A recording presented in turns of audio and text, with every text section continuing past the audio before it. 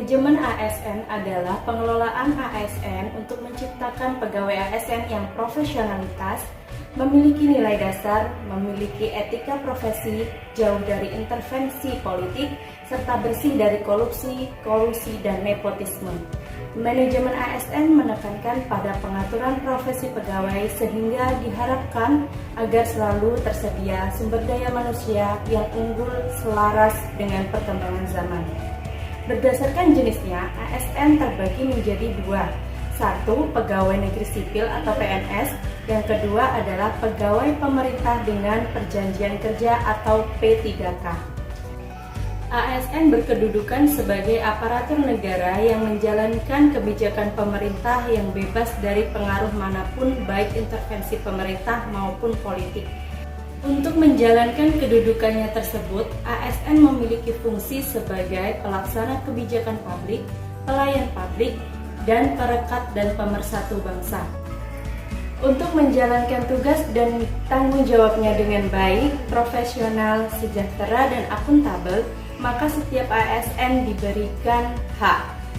Sesuai dengan asas proporsionalitas, ASN yang telah menerima hak tentu harus menjalankan kewajibannya sesuai tugas dan tanggung jawabnya. Sebagai profesi, ASN berpedoman pada kode etik dan kode perilaku ASN. Kode etik dan kode perilaku ASN ini adalah sebagai acuan dalam menjalankan tugas dan tanggung jawabnya sebagai ASN dan menjaga martabat dan kehormatan ASN. Manajemen ASN memiliki beberapa tahapan mekanisme, mulai dari pengadaan kebutuhan ASN, promosi, mutasi, hingga pemberhentian dan perlindungan jaminan hari tua.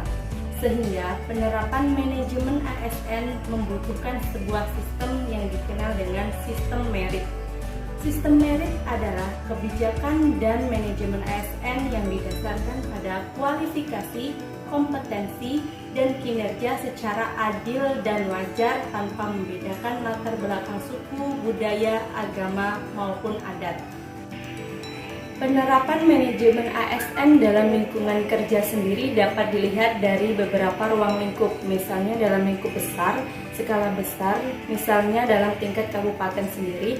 Untuk perekrutan sekarang sudah menggunakan CAT, sehingga dapat dipertanggungjawabkan transparansi dan akuntabilitasnya. Namun dalam praktik penyelenggaraannya dalam OPD di bawah kabupaten itu masih banyak dijumpai beberapa penilaian kinerja yang tidak sesuai dengan kinerja atau kontribusi pegawai. Misalnya dalam lingkup saya bekerja sendiri dalam bidang akuntansi dan pelaporan, masih banyak beberapa jabatan yang justru stafnya lebih berkompeten dibandingkan dengan atasannya, sehingga staf yang menjadi bawahannya ini merasa bahwa kompeten dia lebih tinggi dari atasannya. Kenapa tidak bisa naik, sedangkan masa kerja sendiri sudah melampaui batas yang ditentukan untuk naik jabatan. Kemudian pada beberapa posisi juga ditemui kualifikasi pendidikan yang tidak sesuai dengan kompetensi jabatan. Misalnya pada bidang pelaporan dan akuntansi, namun bukan dari sarjana ekonomi atau sarjana akuntansi, sehingga menimbulkan beban kerja kepada staf yang lain yang lebih berkompeten atau yang memiliki kualifikasi pendidikan akuntansi. Kemudian dari beberapa bidang lain juga ditemukan penumpukan pegawai, yaitu pegawai yang memang tidak ada kontribusi sama sekali namun tetap dipekerjakan. Hal tersebut dapat disimpulkan bahwa dalam penerapannya manajemen ASN di lingkungan Badan Pengelola Keuangan Aset dan Daerah Kabupaten Musirawas masih belum maksimal.